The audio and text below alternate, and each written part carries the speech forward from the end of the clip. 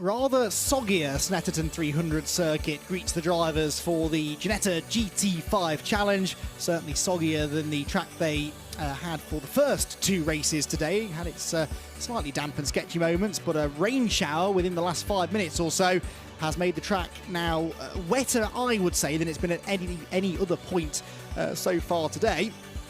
Certainly the spectators seem to think that it's still raining as they hide under their umbrellas, but hopefully they've still managed to peer around the side of those brollies, because this race, if the other two that we've had this weekend are anything to go by, should be well worth watching. If you combine the winning margin of our first two Ginetta GT5 Challenge races this weekend, you get to less than 0.2 of a second, because yesterday's race, this morning's race, I should say, the race that was supposed to take place yesterday, was won by 33 1/1000 of a second by John Bennett over Josh STEED. Josh STEED again narrowly missed out in race 2 by just over 1/10 of a second, 0.125, over Will Aspin, who took the victory, and that was an important victory for Aspin because it looked as though he might lose second place in the championship to John Bennett, but a bit of a late rain shower and then some late jockeying for position saw in the end Aspin claim the victory, and John Bennett finished third. There was some thought that there may be a penalty incoming to Will Aspin after a bit of late contact with Josh STEED, the contact that gave him the lead ultimately towards the end of the race. That never happened though, and so it is Aspin that's credited with the victory, and because the result of that race gives us the grid for race 3, he also has the pole position, although actually I notice Josh STEED has lined up on pole, so I wonder if we had a late amendment to that grid. Let's have a little look at that, because the grid sheet that I printed out 10 minutes ago potentially is already out of date. Let's see. Yes, so Josh STEED has now been given the pole position, so there must have been a last-minute penalty, which I'm guessing, therefore, has amended the race 2 result. Yes, so the victory has been given to Will Aspin, and it was a 1 second penalty for gaining an unfair advantage for Will Aspin, which does drop him then obviously just under 1 second behind STEED. So forget what I just said about Aspin winning that race. He does still retain his second place in the points, but by a slightly smaller margin now over John Bennett, who of course came home in third. Right, glad we cleared that up. That was just one of the 4 classes that we've got racing here. 2 within the GT5s, 2 within the G40s, both of which have given us plenty of good racing already today. So the grid is set then. Everything else I said about the grid for this race is still true though, so it's still going to be STEED and Aspin on the front row together, with then John Bennett and Aidan Hills sharing row number 2. What can Aidan do? Aidan always has been good in the wet. He is a former rallycross racer, pretty successfully too, and Aidan Hills doesn't mind it when it's a bit damp and greasy. The problem they're going to have is that this rain came right at the last minute, so no chance to tweak the setups ahead of this one. Right then, let's take a look, shall we, at how they do line up on the grid. It is Josh STEED on pole with Will Aspin alongside him with that late reversal to the race result. John Bennett is third with Aidan Hills alongside him on row 2. Nat HODGKISS came through well to 5th, just ahead of Mikey Doble. They share the 3rd row. Then it's Harley Houghton, who was off in the previous race, and Will Rochford, who looked as though he was going to make the podium, but went off on the last lap, fell down to 8th place. Then it's Conor Grady and Haytham Karajuli, who had a spin at the hairpin. SILAS RYTTER having a decent debut weekend. He's 11th, just ahead of Owen Hizzy. Then on the 7th row, IGNAZIO ZANON and Will Orton. Got a story to tell about Will and the Alistair Rushforth Motorsport squad in a moment. David Ellesley and Rory McKean together on the 8th row. And then 9th row for Magnus KRIKLYWI, who was out at the first corner, sadly, after an impressive first race. Harry Mangan is the highest placed GT5 AM driver, just ahead of Chris White and Paolo Santi. Double race victory so far this weekend for Harry Mangan. Mike Doble, father of Mikey, is next, alongside Phil McGarty within the GT5 AMs. Then it's Mark Steele and Karim Sekat for Elite Motorsport, who finished the previous race with his bonnet coming off. Al Sidhu, unfortunately, was a retirement at the Wilson hairpin early on. Then G40 Cup, 10 seconds later they'll leave the line. It's Mark Warren on pole ahead of Thomas Holland. Holland one win this weekend, also a win for Mark Warren in that most recent race. Nick White was 3rd in the previous race, so that's where he starts this one, alongside Bren Maud on row 2. Rupert Laslett and Andrew Willis are on the 3rd row, then Peter Dilnot and Brendan Hafner with Jeremy Sussex at the back of the field. So there goes the field then, working its way through. That is Rupert Laslett then, double AM class victor so far this weekend within the G40 Cup. Pro and AM category within both the GT5s and the G40s. Now, I mentioned the Will Orton machine a moment ago and the Alistair Rushforth Motorsport squad. So the fire that took place in the paddock yesterday, which again I'm sure most of you were already up to speed on, it was the Alistair Rushforth Motorsport truck that was most affected by that. And although the car was saved, hence why Will Orton is able to race today, unfortunately his custom race suit that he'd saved up for, and finally, now that he's 16 years old and he's not growing quite so quickly, he could go out and buy his own brand new custom race suit. That unfortunately was lost in the fire. So Bobby Thompson, who former British touring car racer, who came through some of the junior racing ranks himself, not with Ginetta, but things like Ford Fiestas, has set up a bit of a donation scheme, essentially, trying to raise some money to, he says, give Will not just a new kit, but also send him a message that the motorsport community is here to look after him. We've really seen over the last week or so, through not pleasant circumstances, admittedly, but we've really seen the way that the motorsport community can rally around and come together in times of need. And hopefully they'll be able to do that for Will Orton. And might he be able to get himself a good result in this race? He was 14th in the second race of the weekend. Where was he this morning? He was 11th, so he's been knocking on the door of the top 10. Let's see whether or not he's able to improve upon that. I really hope he can. It's been a pretty awful weekend for him and the team. Scary scenes yesterday when that truck went up in flames in the paddock. Thankfully, everyone was okay, but quite a lot of damage done. And unfortunately, quite an expensive incident, you'd imagine, for what is one of the smaller teams with a smaller budget. Within the Ginetta paddock. That is a car in the pit lane. Is that Rory McKean, or is he still on the grid? I'm trying to see whether there is a gap on the grid. It is, yes, that's the 25, isn't it? So that will be McKean then. He was due to start 16th, so he will start from the pit lane. I don't think that was a tyre change, maybe a setup change, maybe an issue with the car, but he lines himself up pit out, so he is set to head out onto the track. Josh STEED then, the championship leader on pole, with Will Aspin second in the championship, second on the grid, and John Bennett third in the championship, lines up from third position for this 20-minute race then, round number 13 of the Protyre Motorsport Ginetta GT5 Challenge. About to get underway. Windscreen wipers on for some of the cars, but the rain is not falling at the moment. The track is damp and greasy though. This is going to be a real voyage into the unknown as the lights go out. We're away and racing for the final time this weekend. Josh STEED with a good start there from pole position should hold the advantage as the field accelerates towards Rich's corner. Not a great start from Aspin though. Bennett is through into second place. Nat HODGKISS comes up the inside as well, and Aidan Hills to the outside. They're 4 wide into Rich's corner. Aidan Hills finds the traction on the outside, but there ain't the space because Nat HODGKISS gets into Will Aspin, and the luckless Aidan Hills again in the wrong place at the wrong time, and 2 cars off. That's Connor Grady off. It's the 21 that he's tangled with. That is Will Rochford, who was in contention for the victory earlier on this afternoon. And there's another spin, and that might be there's Notto in Hizzy. It is 77, is that Paolo Santi that's gone around, and lucky not to be collected by anybody else. The G40 Cup runners go through, and that looks like it is Mark Warren that's leading still.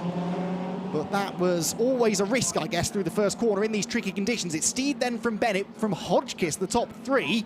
Then you've got Aspin 4th, Mikey Doble 5th, 6th Harley Houghton, 7th is Owen Hizzy. Magnus KRIKLYWI there 8th with a new bonnet on that car after he had contact at the first corner in race number 2. And where, out of all of that, did some of our front runners like Aidan Hills end up? Well, 10th place at the end of Sector 1 is where Aidan is. There he is, look, the blue car.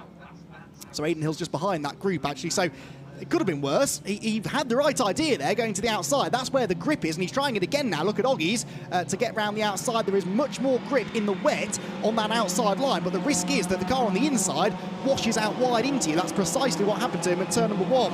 HODGKISS there overtaken by Aspin, so Aspin back into third, and Mikey Doble, another driver who doesn't mind the wet conditions, coming through as well, looking for maybe his best finish of the season so far. He's into 4th, which I think actually would be his best finish if he stays there, but he's actually challenging almost for 3rd there, as they all take very different lines down into Brundle and Nelson. There go the top 2. This is the fight for 3rd then, well 4th really, because Doble slides a bit wide, almost gives HODGKISS a chance to come back at him.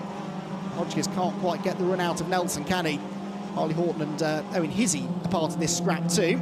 Now this is the GT5 AM field, and that's Aidan Hills, who was 10th at the end of Sector 1, and now he's 13th. So Aidan's had another moment, but that looked like Chris White ahead of Harry Mangan for the GT5 AM class lead. So there's been a change there too.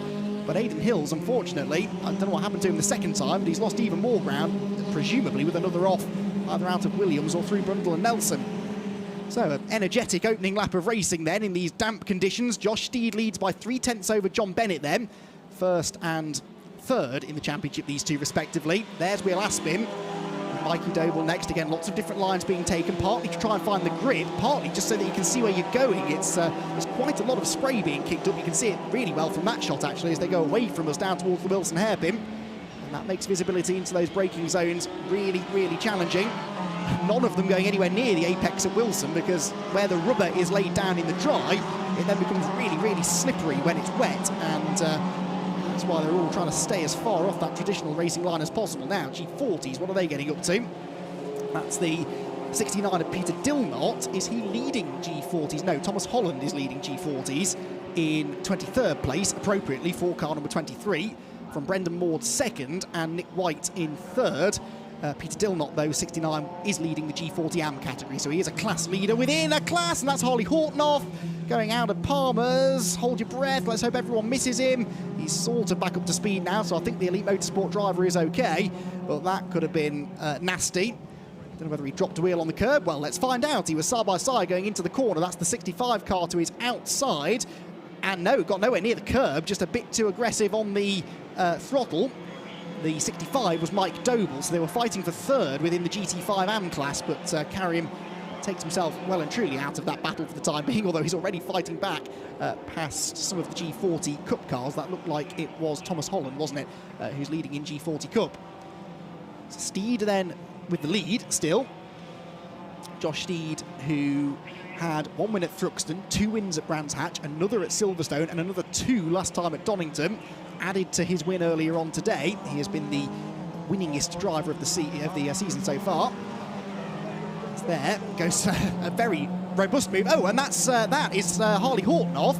Haytham Caragiuli was the one making the aggressive move on Will Orton, who then also loses a place to David Ellesley, but there was a car pointing the wrong way at the time, so I'd be interested to know if there were yellow flags out at that point. We had a bit of a yellow flag overtaking debate at Silverstone for this championship a month or so ago. You know, a repeat of that here. 15 minutes to go then, we are 5 minutes in. They packed a lot of action into the first 5 minutes of this race. Josh Steed still leading, John Bennett in the slipstream, but can afford to take his time here really, because they were nearly 3 seconds ahead of Will Aspin at the start of the lap, but he's not taking his time. He goes for the move on the inside, John Bennett for the lead, but that's not the grippy side of the road. Got to be careful not to run wide. He does run wide. He almost tags the back of Steed's car, but thankfully no contact made. Bennett, by the way, set the fastest lap a lap ago. That gives him a bonus point, but as the track presumably will start to get quicker and quicker as it gets drier and drier, we should see that lap time beaten later on in the race. Those bonus points could prove to be really crucial. We've seen Ginetta championships in the past decided by 1 or 2 points, so those bonuses for fastest lap, well worth going for. There goes Will Orton then, who is in the top 10 still, despite those 2 places he lost on the previous lap, so he was running as high as 8th then. It's a lot more like it for a team that really could do with some good news today. Down into Agostini go the leaders then. Josh Steed with the wide line there, but they were all taking a very tight line down into the braking zone there. Not just attacking or defending, I think looking for a wetter road. It looks as though they all got out on wet tyres, thankfully. As there to the outside goes John Bennett, that's ambitious. And there was a car in the barriers there, and surely yellow flags. And now he's back up the inside again as they go side by side towards Williams' corner. Steve's trying to close the door, but Bennett is there. He's on the inside. Can he go through, though? The grip and the momentum and the traction should be with Steed on the outside. And look at that. That is a graphic example of why the outside line is the place to be in the wet. He came off that corner so much more quickly than Bennett up the inside. And so Steed retains that lead position. Now, the car that was off, I suspect, was Conor Grady. It looked a similar colour to Conor's 25 car. But whether there were yellow flags there when Bennett was trying to attack, I don't know. It doesn't really matter, though. He didn't gain the place. He might still get it, though, because he's looking maybe a bit quicker here than Steed. The thing with racing in the rain, though, is that even if you are quicker than the car ahead, as long as they stay on the grippier line, it's not going to be easy to get past them. The rain coming down again looked quite heavily through Coram. So the rain hasn't yet passed through. As I said, this was always likely to be the heavier of the rain showers today. It's living up to that billing. Is Will Aspin catching these two? I think he is. It'll be interesting to see the lap times at the end of this one. Oh, yes, absolutely. That gap was 3.2 seconds, second to third, a lap ago. It's now almost half that, you'd imagine. Through they go then. John Bennett right behind STEED. Again goes to the inside into Rich's corner. Aspin with the fastest lap is only 1.5 seconds back now, so he's nearly 2 seconds quicker than these two. As John Bennett is sideways and again almost hits Josh STEED at Rich's. The rain is coming down more and more heavily now, and I think it caught out John Bennett there as he tried to make the move into the first corner. Onto the brakes, into the Wilson hairpin, and Will Aspin very much with them now. And Will seems to be coming alive as the track gets more waterlogged. He's dropped Mikey Doble, he's closed in on John Bennett, and remember Bennett is now 7 points adrift of Aspin for second in the championship, but they're both chasing after Josh STEED, who leads the way. Cars then splash their way through Palmer's. We're not even halfway through this race yet, and look at that, they won't be looking for wetter tarmac now, will they? The track is well and truly soaked as they drop down onto the brakes into Agostini. Rain pelting down on the pit straight where our commentary position is. Very unpleasant conditions out there for the drivers, but they're managing it well for now. STEED then from Bennett from Aspin, the top three. Mikey Doble still fourth. Nat HODGKISS is fifth. Magnus KRIKLYWI is into sixth place. Magnus, where did he start this race? A long way back, you'd imagine, after his non-finish in race number 2. Yes, he was 17th on the grid. Magnus KRIKLYWI is in imperious form this weekend. He's not necessarily had the results to back that up, although he was third in the first race, having come from, I seem to remember, about 11th on the grid. Look at that, you can't see a thing down the Bentley Straight, and standing water now will start to become a little bit of a concern. Lots of braking zones here at Snetterton are quite bumpy, and so the water collects in those bumps, and it can make it really, really tricky to get the car stopped. But again, they're handling it really well, taking those wet lines through Brundle and Nelson. Nat HODGKISS perilously close to the edge of the road, and in fact KRIKLYWI does go over the edge of the road slightly, but there's probably not much less grip out there now than there is on the black stuff itself. So KRIKLYWI 6th. His next target is HODGKISS, who he was with until he had that little moment coming out of Nelson. So fastest lap was set a lap ago by Will Aspin, a 2:29.3. I would be fascinated to see what the lap times are this time. Although in the middle sector, would you believe, John Bennett set the fastest middle sector of anybody, despite the deluge that was happening at the time. So lap times were 29s and 30s for the quick drivers a lap ago. They're still in the 30s, so that does rather demonstrate, doesn't it, that it's those damp and greasy conditions that the drivers don't enjoy. Now that it's fully wet, they've almost got more grip in an odd sort of way. Aidan Hills here, battling away with the 48 car, which is IGNAZIO ZANON, who was wiping his windscreen there to try and demist it. That, of course, is another peril of racing in the rain. Visibility outside the car not great because of the spray, but if the car starts steaming up from the inside, that can be all sorts of trouble for the drivers. Aidan Hills using his rallycross background now to good effect, goes around the outside of Zanon. What a shame he had those two incidents on the first lap. Aidan would surely have been a contender for the win in this one. It's through the right-hander at Wilson. There are the leaders, splashing their way down towards Agostini. Now, hang on, where's Aspin? Because that was Mikey Doble third, and Nat HODGKISS fourth. Do we have KRIKLYWI fifth, or is Aspin still there? Let's see, there's one blue car, there's the other blue car, so yes, he is still there. But Aspin has dropped 2 places, and in the first sector, about 5 seconds off the pace. So Will Aspin has had a moment. He's been off the road, you have to assume, somewhere in the first sector. And that relieves some of the pressure now that John Bennett was starting to feel, although Bennett himself had been a couple of tenths quicker than Aspin on the previous lap anyway. Through Woggies they go, and that's a wide moment, and that was a back marker, that's all right, which was... no, sorry, excuse me, that was Haytham Caragiuli, that was for position. So 8th place now goes to David ELLESLEY. Into the pit lane comes Mark Warren. So, Mark was doing some farming in the race earlier on today. Now he's in for a tyre change. Why, though, is the question. Because those G40s do run on groove tyres anyway. So maybe a puncture, maybe some damage. But the championship leader in the G40 Pro class, unfortunately, in the pit lane, and not looking like he's going to score many points, if any, from this final race of the Snetterton weekend. G40 Pro, by the way, still being led by Thomas Holland from Nick White and Brendan Maud. Am being led by Peter DILNOT by only the 17.7 seconds over Brendan Hafner in second. So it's the left rear. It's definitely still a grooved tyre. I'm not quite sure what they're doing there, if I'm quite honest with you, but there must have been something wrong with that particular corner of the car to bring Mark into the pit lane. He wouldn't just abandon the race for no reason. And he is, of course, trying to build this championship lead. New fastest lap of the race for John Bennett. Oh, but then he gets very sideways into Rich's corner as he hits one of those puddles in the braking zone. Heads out through the right-hander. Fastest lap, 6/10 adrift of Josh Steed, who, in fairness, was only a tenth or so slower. Josh really sails off into the Wilson hairpin. You can see how wide that hairpin is, and with good reason, because especially on the opening laps of the races, you need all of that real estate just to make it through there cleanly. There goes the 44 car then. So that is Harry Mangian. Now he is running 15th overall, leading the GT5 AM category by nearly 4 seconds over over Chris White second, Balsidou third. So Harry Mangian there, you can see the GT5 Challenge AM class standings just through in the background, through the murk and the spray. You could see Chris White, who's on for a solid weekend. Chris is the championship leader, remember. Harry Mangian third, was only 3 points behind Karim Sekat coming into this race. And there went Karim, having had his rotation earlier on. So that's going to be a change for second in GT5 AM, I think. That's Thomas Holland, who, as I said, has a 1.2 second lead over Nick White. So the next car behind him there, number 57, is Nick White.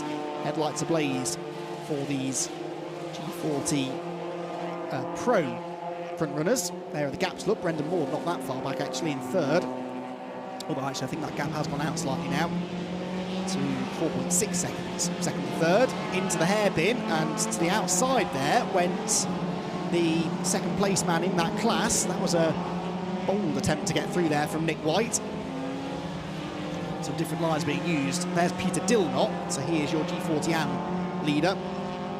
And he, of all of the class leaders, the only one that doesn't really have to worry about anything, because I said he was 17 seconds ahead of Brendan Hafner. He's 25.5 ahead now, just 1 lap later. So either Peter Dilnot is a bit of a rainmeister, or they've found some trick wet setup for that car, but he is in a league of his own within the G40 AM class, and actually runs 4th overall in the G40 category on the whole. Rupert Laslett, double winner so far in the AM category, only 4th in class this time, so he's struggling in the wet. Right then, 5 minutes to go into the final quarter of the race. I think the rain is easing now. The sky looks a bit brighter, but the damage is done in a way, isn't it? The track is already soaked. It's definitely going to be a wet start for the British GT race after this. There are the top two then, 8 tenths between the two of them. Steed still ahead of Bennett. That's the gap back to Mikey Doble third. Now, can Will Aspin get back on the podium? He could do with it, really, from a championship point of view.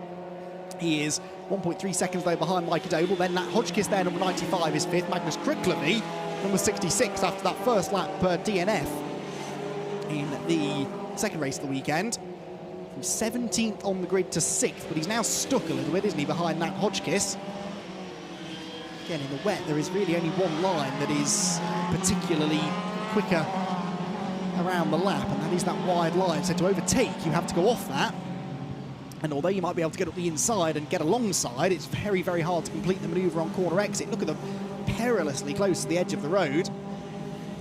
It's all well and good doing that, but of course you're that much closer to the outside edge of the track that if you do mess it up, if you misjudge it even slightly, you're going to touch a white line, go on the grass, and head off the track completely. So it's a real balancing act, this. It's a real art form, being strong in the wet.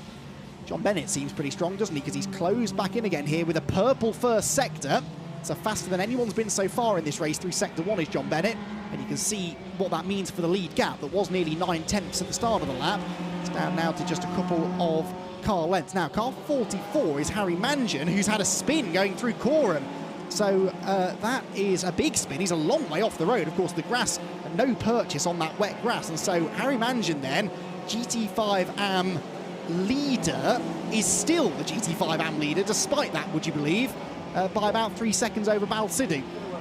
Because Chris White has been off as well. So I didn't think that seemed right. Chris White should have taken the lead, but Chris has dropped all the way down now to 8th in class. So GT5 AM runners all starting to hit trouble, it seems, certainly the front runners.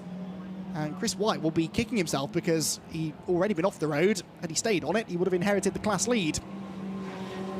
So with lap times around 2 minutes 30. Is this going to be the final lap? I think it will, won't it? So they're about to come through to start the last lap.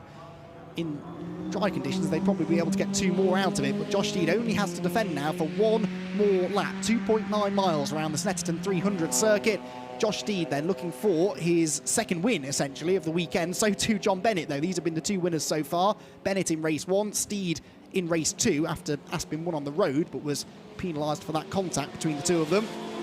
Another new fastest lap look for John Bennett, 2:28.997, but he loses it. John Bennett's off at Riches, and the boot comes open, not waving to the crowd. He will be very, very frustrated with that from second place. I mean, he had a comfortable second place. He was 10.5 seconds ahead of Mikey Doble, who of course will now inherit not only his first ever podium, but, well, will it be second place? Because Will Aspin goes to the outside, he knocks his wing mirror off on the side of Doble's car, but the wide line into Wilson gives the 26 car a much, much, much better exit, tries to get alongside, to the outside, to the inside. Doble is going to fight for this, though, like there's a championship on the line. He is so determined to get that podium finish. He's going to finish on the podium whether Aspin gets ahead of him or not. So in a way, Mikey just needs to concentrate on keeping it on the road. But second place, what a brilliant end to the weekend that would be for Mikey, whose father makes his debut in the championship this weekend as well within the GT5 AM category. And he's also on for a class podium. I think his first of the weekend with third place if he stays where he is for the final lap.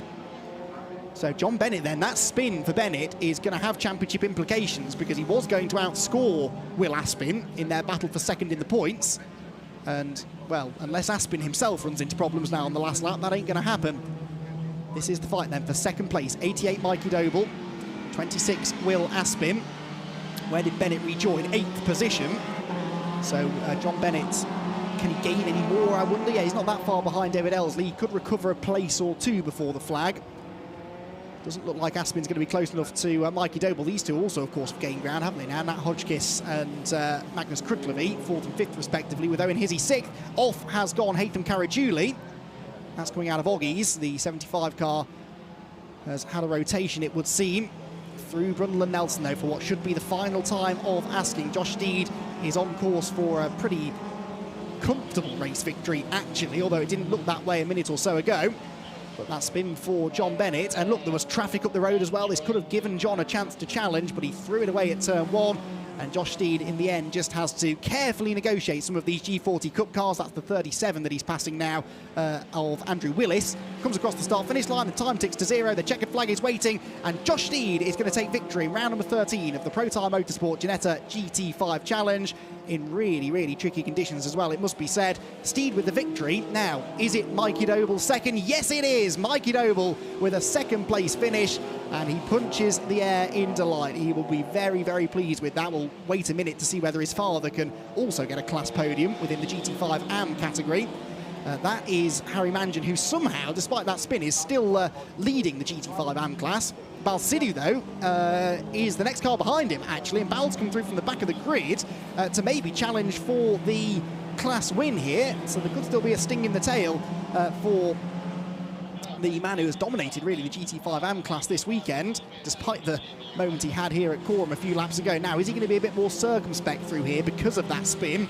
And might that give Balsidou a chance to attack into the last corner? Balsidou retired in the previous race. He really just needs to bag the points for second, you'd think, but he's going to have a go at this. Takes a tight line out of Murray's corner. Pulls out of the slipstream early there, but he's actually got good traction. He's got good momentum up through the gears. He's not going to get there, though, is he? It is going to be another victory for Harry Mangan. That one he really had to work for, though. Comes across the start-finish line now and takes the checkered flag in GT5 AM from Balsidou second. And is it Mike Doble in third then? Mike should be the next car across the line. We'll wait and see, because we need to cut back to the G40s now. And Thomas Holland had Nick White right behind him. That's the 57 ahead, though. Yes, so Nick White's gone past Thomas Holland on the last lap of the race. Didn't this happen in one of the G40 classes earlier on today? I think it did. Thomas Holland, then, is not going to win race number 3. It's going to be 3 different winners from 3 races in G40 Pro, because it is Nick White that takes the win. Thomas Holland second. Phil McGarty went missing somewhere on the last lap within GT5 AM. That doesn't affect these drivers. G40 AM's the next one we're looking for, and there is Peter Dilnot then, number 69, comes across the line, 25th overall, a truly dominant victory that is in the G40 AM class, and he is going to win probably by half a minute or so based on what the gap was last time I checked 5 minutes ago. The other one I was checking was Mike Doble, wasn't it? Doble did get third, so both the Dobles on the podium for the first time in their respective GT5 Challenge classes. But it is Josh Steed who takes an important victory then, another 35 points for him. He doesn't get the bonus for fastest lap because John Bennett, who did only manage 8th place after that last lap spin, will get the bonus for that. So Steed, 35 points though, that will do nicely. He's getting on now for, in fact, he might be more than 70 points clear now in the championship over Will Aspin, who will be a bit frustrated maybe to have only managed third in that one. It's been a strange weekend for Aspin. Yesterday only managed 9th place, and of course had the win on the road in race 2, but the penalty meant he didn't get to keep it. So and then 3rd place in this, loses more points to Josh Steed then, who wins the 3rd GT5 Challenge race of the weekend. Mikey Doble 2nd, his first podium in the championship, with Will Aspin 3rd. Nat HODGKISS is 4th. Magnus KRIKLYWI, arguably driver of the race, that from 17th on the grid to 5th. Owen Hizzy was 6th, ahead of David Ellesley. John Bennett 8th after his spin on the last lap. Will Orton 9th, gives the Ali Rushforth team something to smile about this weekend. They haven't had much to smile about up to this point, with Harley Houghton for Elite next in 10th place. Aidan Hills was 11th after his first lap issues. Will Rochford not quite as quick in that one, stayed down in 12th place ahead of Haytham Caragiuli, IGNAZIO ZANON, and then it was RYTTER at the 15th place then, for the man making his debut in the championship. Now, in the classes then, GT5 AM was won in 18th place overall by Harry Mangan, but only just in the end, 0.2 of a second between he and Bal Sidhu, with Mike Doble getting on the GT5 AM podium. In G40s, the G40 Cup, it was Nick White from Tom Holland after a last lap change for the lead, and 3rd place in that category, Brendan Maud, down in 26th overall, whilst G40 AM was won by Peter Dilnot from Jeremy Sussex and Brendan Hafner. So despite the pretty atrocious conditions, it was a really entertaining race. Some good driving on show there from the GT5 Challenge drivers. The race started in damp conditions, but they would get significantly worse over the first half of the race. Josh Steed from pole position held on to the advantage though into the first corner, an advantage he would never really lose despite consistent pressure from John Bennett. Aidan Hills in the blue number 80 car had a brilliant start, went to the outside of everybody into the first corner, but there was to be contact between the two cars on his inside, as there Nat HODGKISS slid wide into the 26 of Will Aspin. That knocked Aidan Hills out wide, and he lost a lot of ground. He'd then have another moment later on in the lap. Speaking of a moment, that was Will Rochford and Conor Grady off into the weeds and into the farmer's field. There was also a spin down out the hairpin for Paolo Santi. Aidan Hills was trying to fight back, got up the inside there of Chris White, but Chris, running in the AM category, not the kind of driver, with all respect, that Aidan wanted to be fighting with. A big spin there for Harley Houghton in a scary place going through Palmer's. John Bennett did briefly get half of his car ahead of Josh Steed, but the wider line out onto the Bentley straight kept Steed ahead. John Bennett would try a couple of times though to get up the inside at Riches, and again that didn't really work. The rain arrived with a vengeance though. Midway through the race the track got really wet, lots of spray, lots of standing water. Mark Warren though, a class championship leader, was in the pit lane with some sort of a problem. There was a spin for Harry Mangan, who still went on to win the GT5 AM class, whilst on the last lap John Bennett was challenging for the lead but made a mistake, got out onto the standing water on the outside at Riches and slid off onto the grass. The boot popped open, but that was the least of his worries. He eventually rejoined down in 8th position. Will Aspin was trying everything to get past Mikey Doble at the end, including shedding a bit of weight by losing his wing mirror into the Wilson hairpin. But when the checkered flag flew, it was Josh Steed who took the victory. By 8.5 seconds, he extends his championship margin, and with only 2 events to go, it's looking like Josh Steed's championship to lose.